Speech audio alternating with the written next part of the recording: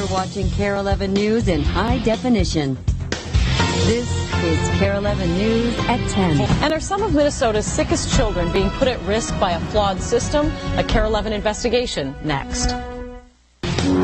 A sick little girl has to leave Minnesota to finally get a new heart. Okay, we'll see you after you get out. Another young boy dies waiting. Jack had been through so many things. And the only hospital that does child heart transplants in the Twin Cities hasn't done one in more than 2 years. We're one of the preeminent institutions in the country. So what's going on? Rick Kupchella tackles the issues both here and elsewhere. Next. Well, children waiting for life-saving heart transplants face tough odds, not just here in the Twin Cities, but around the country. This week, we've looked into some serious issues involving the Children's Heart Transplant Program at the University of Minnesota's Children's Hospital, Fairview. And tonight, we continue with a look at what appears to be a flawed system here and nationwide. Here's KARE 11's Rick Kupchella. Ready or not, here I come. Abby Osley waited more than a year with the University of Minnesota Children's Hospital for a heart transplant. Her family and their doctor say the hospital ranked her too low on the national list for a heart. Abby was ultimately transferred to a hospital out of state. Her status upgraded. She received a heart within weeks. Jack Corbo died earlier this year after being repeatedly downgraded on the list for a heart. I believe if Jack did not go into the hospital, that he would still be alive today. Our investigation found both children downgraded on the waiting list to accommodate doctor vacation and travel time, and the hospital forgetting to keep the kids ranked on the 1A list. Today, you're hard-pressed to find much in the way of heart transplants at the Heart Transplant Center at the University Children's Hospital. In recent days, to prepare their patients and staff for our reporting this week, the U Children's Hospital sent out this letter saying they've performed 22 pediatric heart transplants since 2000. That's true. What they don't say is that they haven't done any this year, they didn't do any last year, and they did just one in 2006. As an institution, we care. We have a long heritage here of taking care of children with congenital heart disease. Some of the initial surgeries that were done and developed were done here. Dr. Bobby Daniels is the chief medical officer for the University of Minnesota Physicians, which staffs the hospital. I'm very familiar with the history of the hospital, and it's outstanding. I mean, it's world-class in its history. I've been trying to figure out what's happened here in the last several years. It's my understanding that it's the lack of availability of organs. Organs are allocated based on, the status of the children, the waiting, the number of children on the waiting list. I'm understanding that has become your understanding of what the issue is here, but knowing that these 1A children have been downgraded to 1B for long periods of time, don't you see that as a much bigger deal? There are children who are 1A at this institution as well as other institutions who have not gotten organs during the period of time that they needed them. The problems here are bigger than the University Children's Hospital.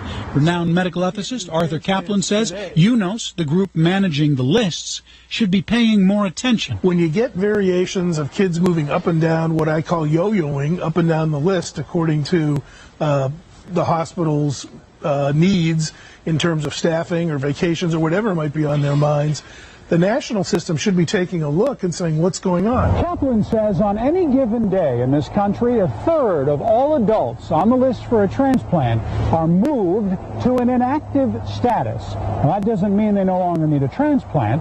Sometimes it means the transplant center is just too busy on the day the organ becomes available. Sometimes it means the surgeon is otherwise unavailable. Kaplan says this is worse when it involves children, because organs for children are so much harder to come by. Kaplan sees the situation in Minnesota particularly troubling. I think there are a lot of factors going on when a transplant center as prestigious as the University of Minnesota's falls all of a sudden into a kind of dearth of transplants.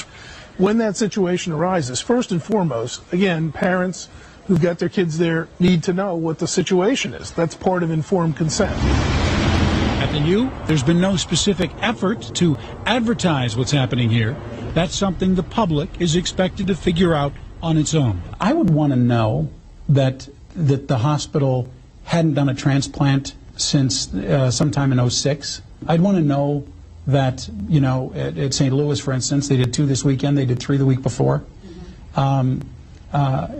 Do you tell them that kind of thing? I would assume that they have access to all of that information, and you know how much they have been told or remember what they may have been told. You know, I can't really comment on. Jack Corbo's family paid the ultimate price here, and Abby's St. Louis transplant team tells us it's amazing she survived. She waited 16 months in Minnesota and Missouri.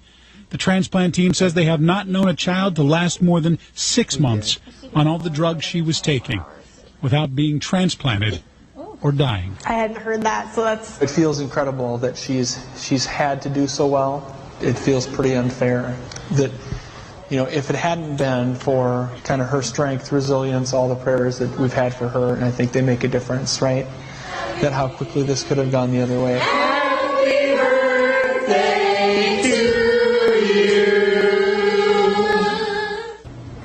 Well, Abby's surgery went remarkably well. In fact, we caught up with her on her first day of kindergarten. Where were you in that St. Louis? At the hospital. She was in the hospital the whole summer. Why? Brandon wants to know why you were in the hospital. Because I was waiting for a new heart. Oh, talk about a miracle. Abby got her heart in early August, and here she is just a month later.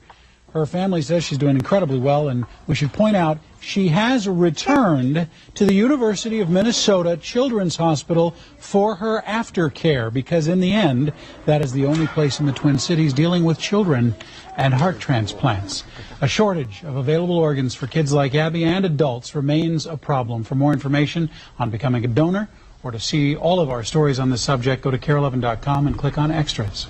Well, it's nice to see a happy ending on one of those stories, too. We're so happy for her family, and she's expected to do well. I mean, once you get that heart transplant, do you have to be on a list again in 18 years? Oh, no. I mean, that, you know, it could happen, but it's not necessarily bound to happen. And my favorite part in that class is she's standing there, and they're talking about how, you know, be careful around Abby right now. She's just a month since she got the surgery, and she says, yeah, if I want to go across the bridge in the playground, maybe you should just get off the bridge. Abby, you get to be first on anything you want. That's a girl after my own heart. I like that. Well, we learned a lot from this, Rick. Thanks a bunch. And thanks, of course, to the families for sharing their stories with us. Thanks, Rick. Thank you, Ricky. All right, let's head outside to Belinda. It sounds like our weekend forecast is going to be quite something. A little cold, a little windy. Exactly. A little cold, a little windy.